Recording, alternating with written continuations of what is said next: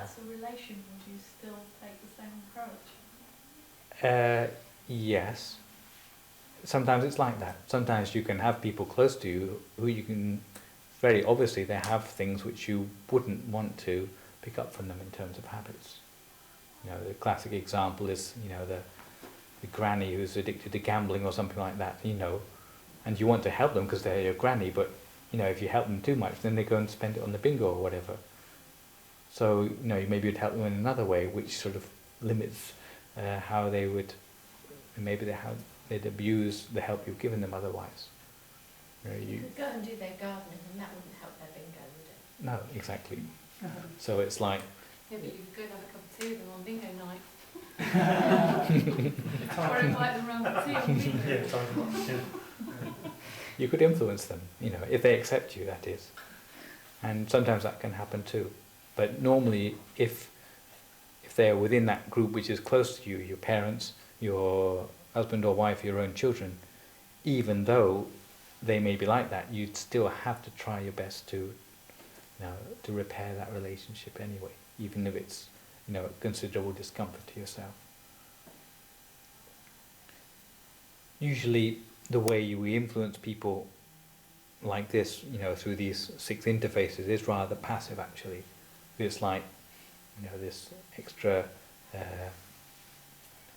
goodness or, you know, halo around us which develops as a result of our meditation sort of brushes off on people gradually. But the way which we can influence people more directly is by the things we say to them, especially if we're in conversation with them and we answer their questions. If we can answer their questions in a way that is transforming of their attitudes, then that can be a very direct way in which we can influence their own attitudes for the better. And there's a lot I could say about this, but generally we have to be very tactful, especially when we're speaking on the subject of things which are to do with inner experience or self-development. Often the things we want to talk about, things which we understand, may be lost on someone who has never had similar experiences. There's the old metaphor of the conversation between the fish and the turtle. If I told you about this, well, blessings of life. Yeah, okay. It's suitable, is it? Is it suitable? Like, fish have to stay in the sea, so they don't get to go and look around on the land. Yet turtles can swim in the sea and look around on the land. So once there was a conversation between a fish and a turtle, and the turtle had been off on its trips looking on the desert island, and it would come back and tell all these wonderful stories to the fish who didn't have the chance to go and look on the desert island. And the turtle would come back and say, oh, you ought to get to look on the land, and they have these wonderful great big trees with all these leaves. And the fish said, guess they'd be rather like seaweed then, wouldn't they? And he said, no, they're completely different from seaweed, you just don't understand. And then they'd talk about the birds, you know. There's all these birds flying around, you know, different colours and, you know, huge flocks of them. And the fish said, oh, they must be quite like prawns then. You know, what's this? You know, birds, prawns, you know, completely different, you know. How can you even make a comparison? And he said, when you're on the land, there's wonderful cool breezes blowing. And again, the fish said, maybe it's like sort of water currents, is it? And they say, you know, he just gave up trying to explain all these things to the fish, which obviously didn't even have a basis of understanding of what was being talked about. If a person doesn't have some sort of basis of understanding to start from, then you can't sort of leap into something completely abstract. You need to base what you're talking on something which that person has in common with you. So this is why when you're talking about things to do with meditation, things to do with self-transformation, often it's very hard to explain things to people unless you have something in common to start with. So rather than leaping into things which are metaphorical or mystical, you know, sometimes you have to start where the person is. And this is why you have to be careful about what you say to people, especially if they ask questions. And sometimes on the face of it, when we think that when a person asks questions, then you should give them a straight answer. If we can answer their question, then, you know, that ought to be pretty much convincing. And in fact, sometimes it's not the case at all, because people ask questions for different reasons. Some people don't ask questions because they want to know the answer to the question. Get my drift? Like, for example, if I go on an aeroplane, many people will come up and say something like, they see you're a monk, and they go and ask something like, how about rebirth? Something like that. They ask a sort of, I think, sort of a suitably deep question for a monk. In fact, they don't even know what they're talking about. So you have to sort of look at such a person, and you think, well, what do they really want to know? What they really want to know is not really in this question.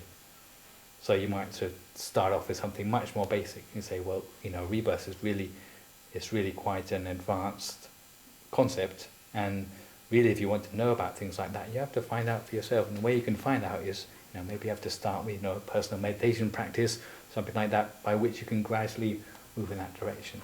So what's in the question may not be what the person really wants to know. And you have to read between the lines sometimes. Sometimes people see you as a monk, and they ask, well, why are you dressed in orange? But really, they're not interested in why you're dressed in orange. They're interested to know what you're doing, But they don't know what to ask about, and the orange is a good start. But it may not really be what they're interested to know about. So the skill sometimes in talking to people is to have some inkling about what they really are getting at, what they really might be interested in, what they can do to get towards that. So questions can be useless, or they can be useful. Sometimes they ask you just to see if you can answer it at all, so they find the most weird question possible, so that if you can answer it, then maybe they sort of accept you more. Some people save up all their knowledge to sort of ask a difficult question to see if you're embarrassed or not. Some people ask you to tease you. You get a question like, are you going to a toga party? That's, they're asking for a fight, basically.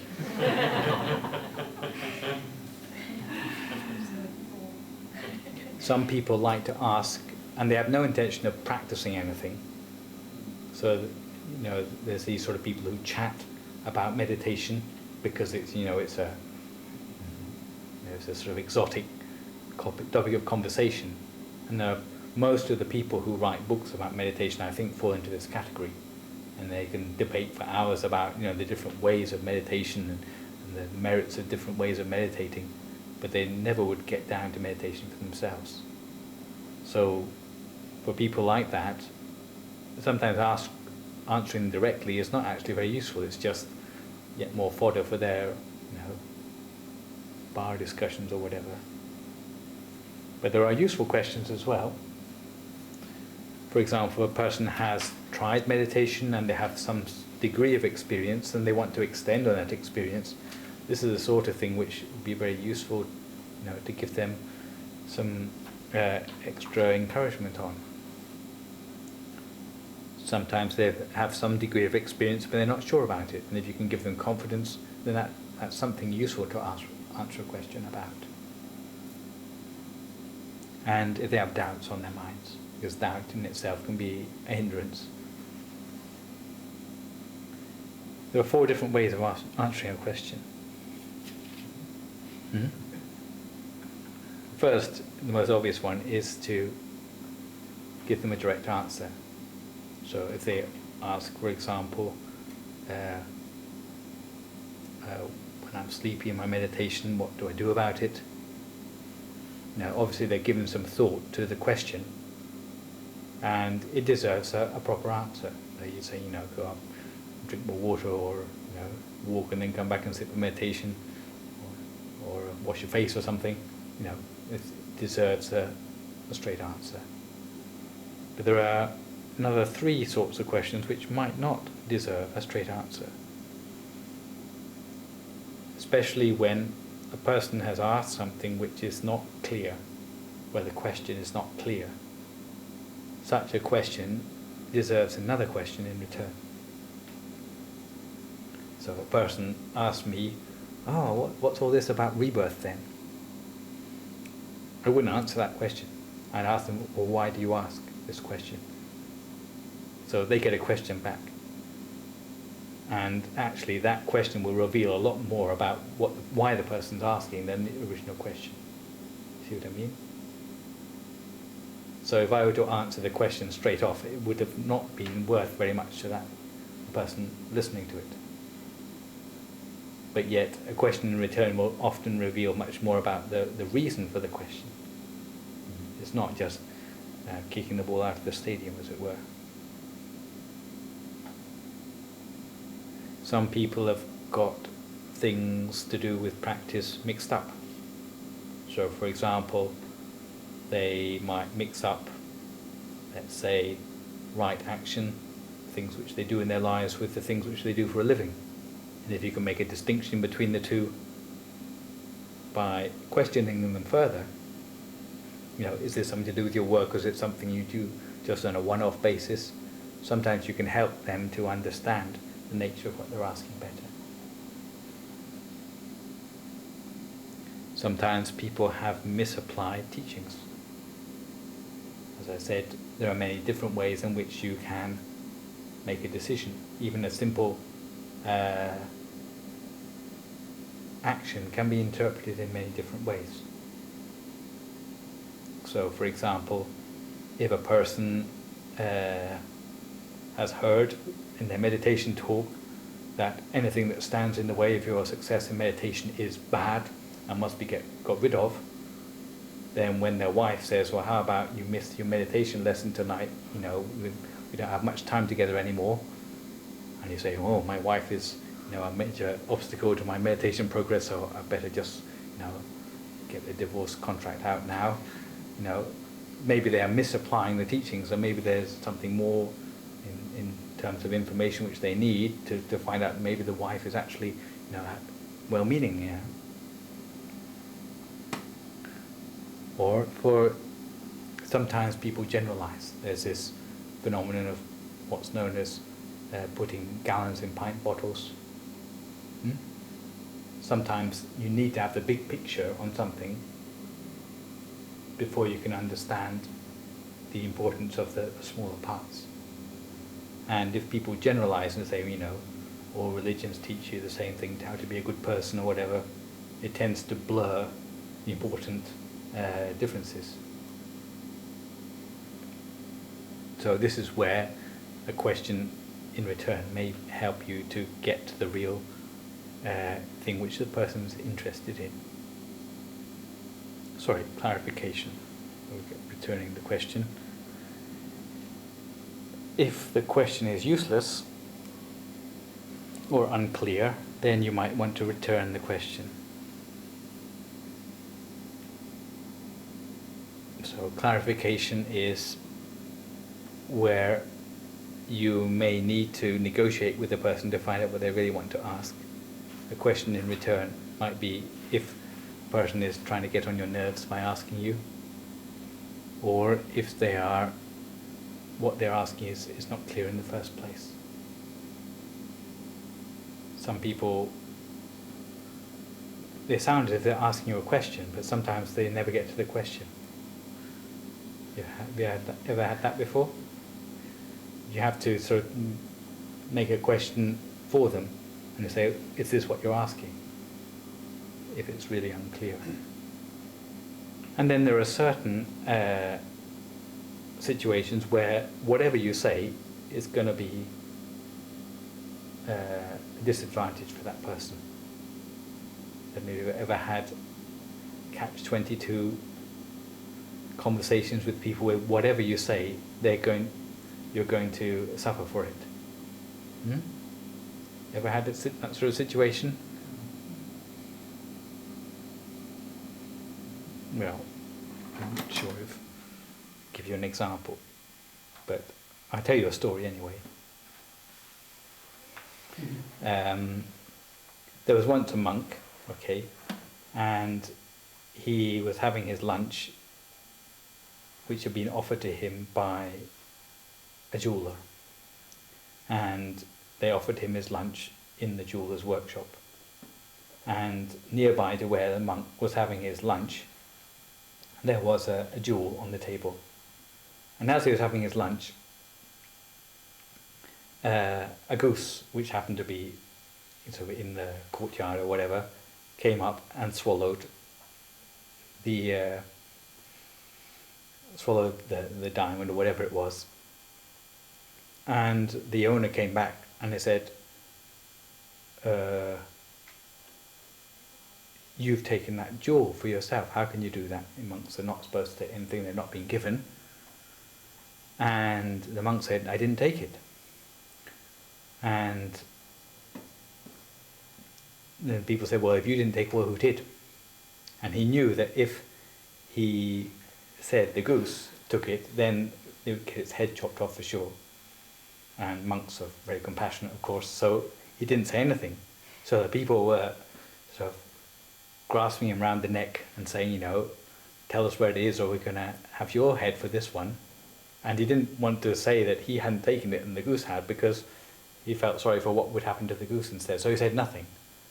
But as he kept on saying nothing, then it got more and more painful for him, till eventually people got so angry and were stamping around the workshop that they stamped on the goose as well. And the goose was dead anyway.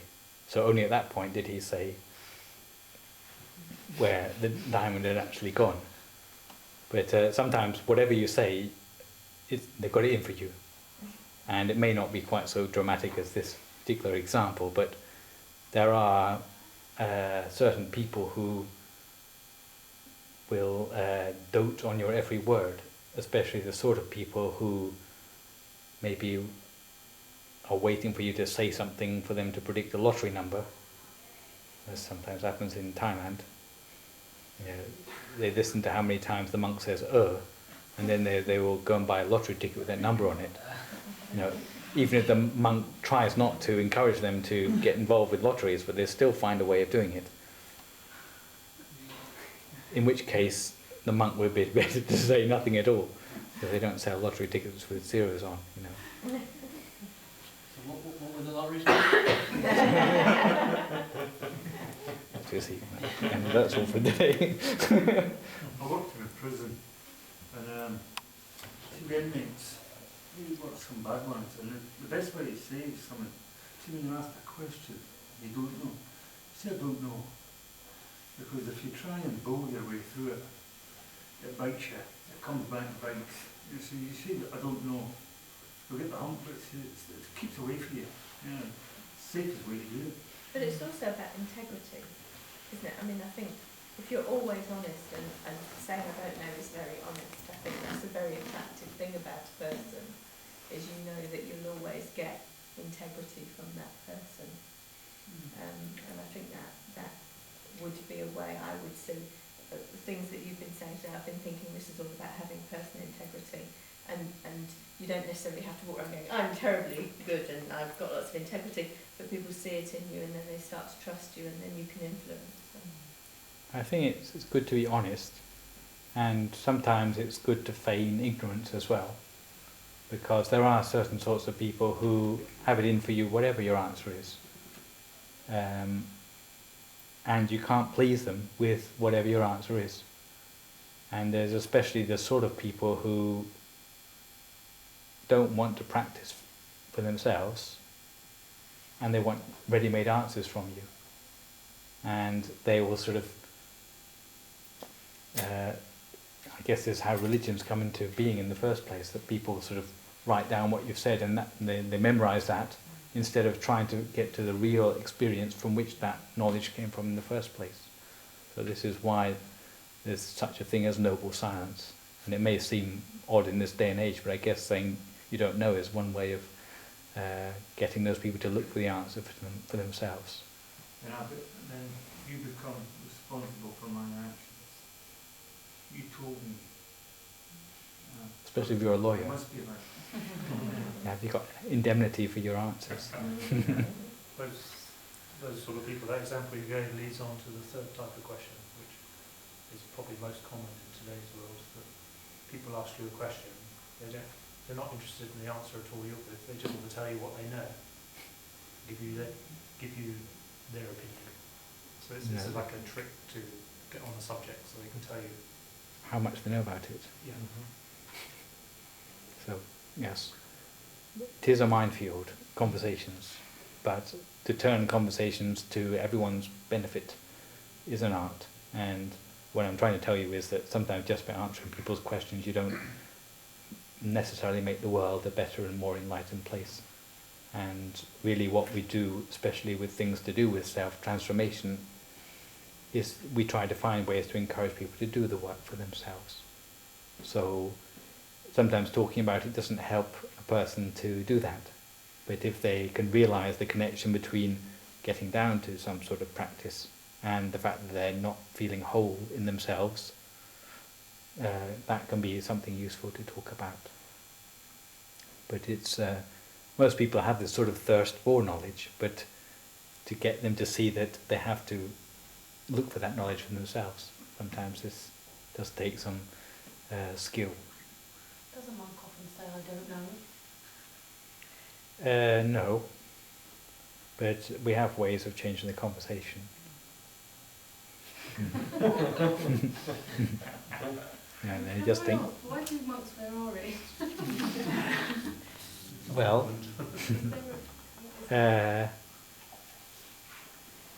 it's as close as we can get to a golden colour, which is, gold is something which is very pure, doesn't go rusty easily. If we wore gold robes, I think we'd probably get problems on the side, you know, get knocked over the head by people, so walking down the street. But it's representative of the fact that monks lead a pure lifestyle, so pure in terms of a lot of rules and regulations which we try to follow so that we can lead a life which is totally in keeping with our conscience rather than being compromised.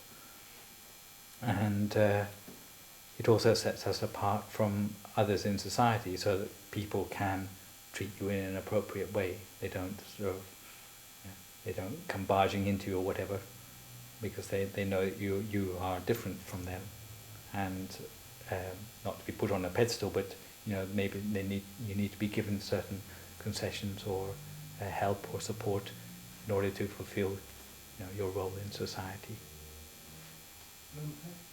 In India, I heard a story that Buddha's first followers living in the jungle, they found a root or a berry to dye their rags in, and it just happened to be that colour. Well, actually, it doesn't need to be orange. The actual rules were that it should be the colour of earth. And earth can be many different colours, all right the way from brown to red. But the thing about this particular colour is that it's easy to find.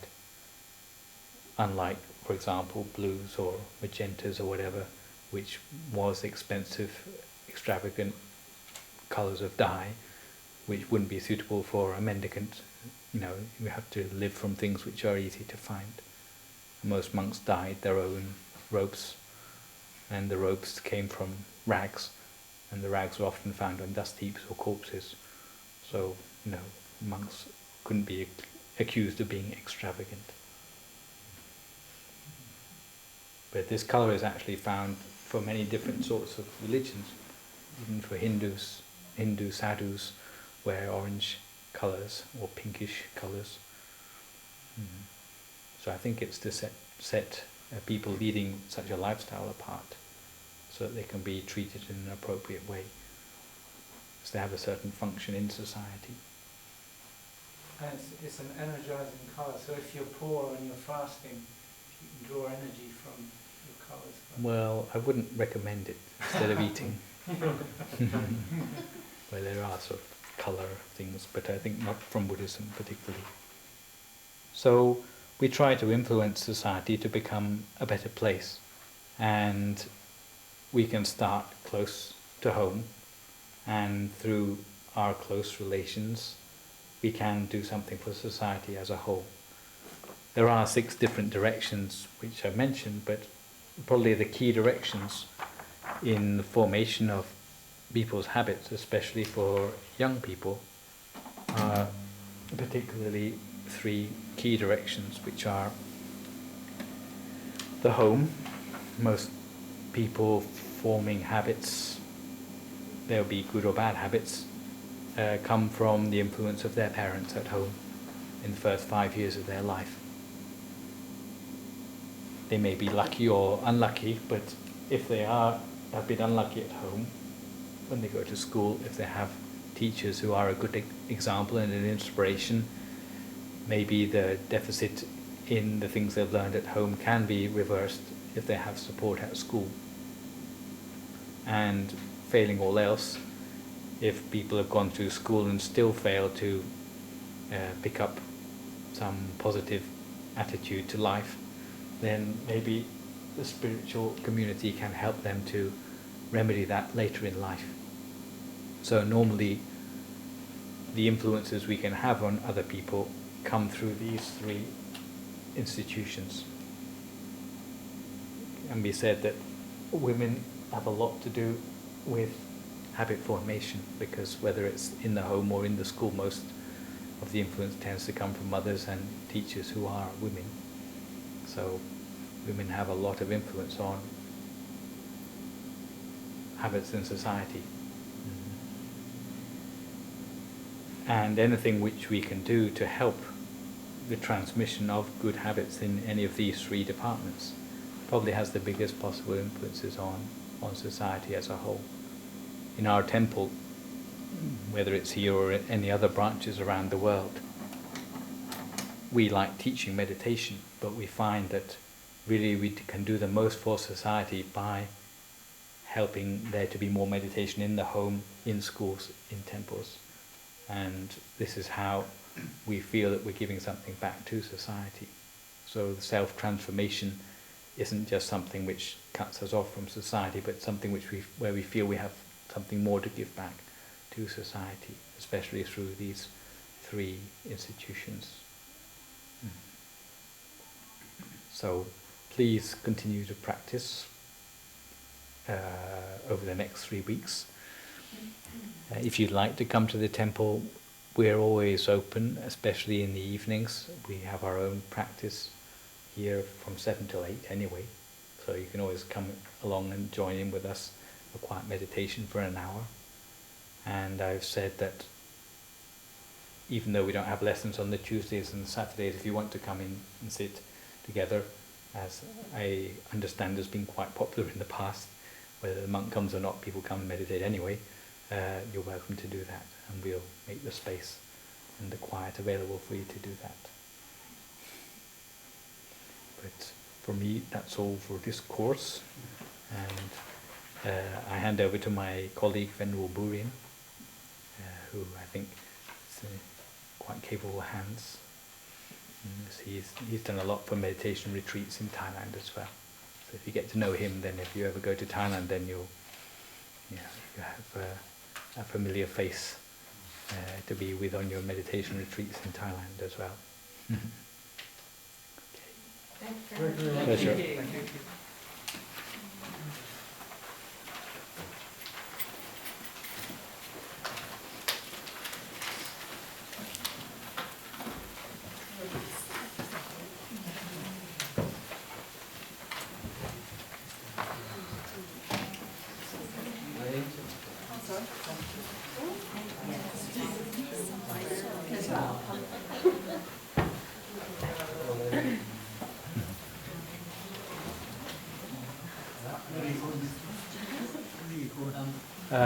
Well, this weekend going to Italy, but after that I'll be in central Thailand. Okay, so I'll probably be there about the same time. I'll be arriving about 22nd of April.